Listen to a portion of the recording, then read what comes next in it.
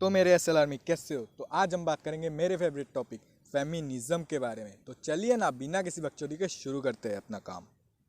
Something inside, yeah, there's something inside that brings me back to you, yeah. No, I can't hide it, no, I can't hide it anymore. Seriously जिस candidate से मैं आपको मिलवाने जा रहा हूँ उसकी वीडियो देख के और उसकी बातें सुन के आपके अंदर का हिंदुस्तानी भाव 100% जाग के उठेगा। तो जल्दी से जल्दी अकेले में जाइए और वीडियो को देखिए, क्योंकि मैं गाली दूँ ना दूँ लेकिन आपके अंदर से भर भर के गालियाँ निकलेंगी। हाय। हेलो। तो मुझे कॉमेडी वॉमेडी नहीं आती, तो मेरी बहन आई क्यों? पर देखो फिर भी कितने सारे लोग आ गए देखने के लिए, ठरकी कहीं के। क्योंकि पता है ना, मतलब हंसी आए ना आए, कम से कम देखने का मजा तो आ ही जाएगा। ओ माय गॉड, हम लोग इतने थड़की है कि इस बॉयकट को देख के हम मजे लेंगे। देखो मेरी बहन, कुत्ता पालो, बिल्ली पालो, यहाँ तक कि सुअर भी पालो, लेकिन गलतफहमी मत पालो।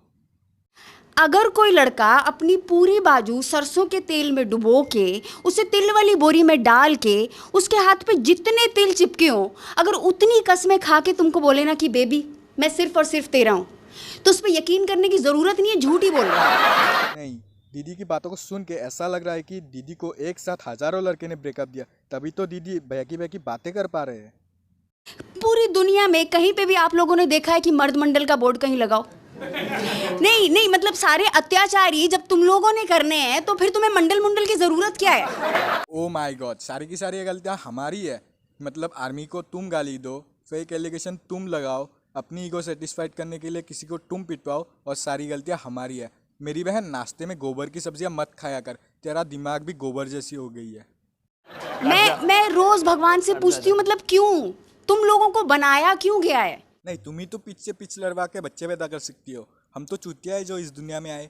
और ये बात अगर तुम्हारे बाप को कोई समझा होता कि भाई साहब सो जाओ, वरना आपके मस्ती के चक्कर में एक ऐसी हस्ती पैदा हो जाएगी जो यूट्यूब पे हर लड़की को गाली खिलवाएगी। नहीं, आज तुम्हारी बाप को एहसास होता होगा कि उन्होंने 10-20 रुपये बचाने के चक्कर में कितनी बड़ी जाहिल को जन्म दे दिया। तो मैं आपको बता दूं, ये जो लड़का जाता है ना, ये इसके 3 टाइप्स होते हैं। और दीदी ने तीनों का लिया है। सच बताओ तो दिल से एक एक गाली निकल रही है, पर क्या करो, मेरे घर वालों ने तुम्हारी जैसी परवरिश नहीं दी ना मेरे को। एंड आई नो कुछ लोग इस वीडियो से ऑफेंड होंगे, पर देखो यार, ये सीधा सीधा हर लड़के को रेपिस्ट बता रहा है। सारे के सारे क्राइम ये लड़के लोग करते हैं, सारे क्राइम। और देखो, तुम लोग अपने नाम के आगे फेमिनाजी का टैग लगाते हो ना, तो देखो feminism is meaning of equality. और अगर इक्वलिटी की बात हो रही है तो जिस लेवल पे वो लड़कों को क्रिटिसाइज करी है, उस लेवल पे मैं भी उसको क्रिटिसाइज करूंगा। और सीरियसली इस लड़की से ज़्यादा मुझे उस लड़कों पे गुस्सा आ रहा है जो उस शो में बैठ के इसकी बातों पर तालियां बजा रहे हैं। कसम से इन हिजरों और इन ठरकियों के चक्कर में सारे लड़के गाली खाते हैं। वो तुम्हारे आंखों के सामने तुम्हारे भाई, तुम्हारे बाप का मजाक उड़ा रहा है और तुम वहाँ बैठ के तालियां बजा रहे हो। और स्पेशल थिंग कि इन सब चीज़ों को स्टैंड अप कॉमेडी का नाम दिया जा रहा है। और अगर इन सब चीज़ों को स्टैंड अप कॉमेडी बोलते हैं तो मैडम मेरे साथ 1-to-1 कॉमेडी करो। एक साथ तुम खड़े हो जाना और लड़कों को रोस्ट करना, और एक साथ मुझे लॉजिक के साथ खड़े कर देना। अगर तुम्हारी बातों का बत्ती बना के तुम्हारी पिच, खैर छोड़ो, क्या ही बोल सकते हैं। नहीं, साली वर्का दत्ता की फर्स्ट कॉपी हो रखी है, लेकिन बातें ऐसे कर रहा है जैसे अमेंडा शेरनी हो। और बहन, इसमें गलती तुम्हारी ही है। अगर गुड लुक और पैसा छोड़ के देखोगी ना, तो अच्छे लड़के एग्जिस्ट करते हैं इस दुनिया में। 2-3 फक बॉय ने तुम्हें डिच किया तो उनका बदला तुम स्टैंड अप कॉमेडी के नाम पे पूरे लड़कों से ले रही हो। तो तुमसे बड़ा जाहिल कोई है ही नहीं इस दुनिया में।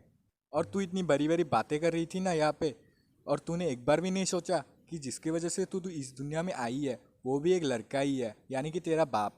नहीं, मैं सीरियसली चाहता हूँ कि इन जैसे लोगों की एक अलग से रेस होना चाहिए, जिसमें वर्का दत्ता की फर्स्ट कॉपीज और दीपक कलाल जैसे मर रहे। इससे होगा क्या कि पीछ से पीछ टकराएंगी तो आगे वाली पीढ़ी आनी ही नहीं है। नहीं, लास्ट में ये बात तू भी अच्छे से जानती है कि तेरे हर वो ख्वाहिश एक लड़का ही पूरा कर सकती है। वो चाहे तेरा पति हो या फिर तेरा बॉयफ्रेंड, वो चाहे फाइनेंशियल हो, मेंटली हो या फिर सेक्सुअल। तो कम से कम तू आज से नहीं तो अपने होने वाले कल से तो डर। तो आज की वीडियो यहीं पर ख़त्म करते हैं। अगर तुम लोगों को वीडियो पसंद आई है तो लाइक करो, कमेंट करो, शेयर करो। अगर तुम मेरे चैनल पर नए हो तो चैनल को सब्सक्राइब करो यार। अगर तुम लोगों की सपोर्ट सही रही तो आगे भी ऐसी वीडियो आती रहेंगी। तो मिलते हैं अगले वीडियो पे, तब तक के लिए bye. I need to know if you'll give me a second chance. They don't come around often, but please, you know I can't stand it when you don't talk to me, when you don't talk to me.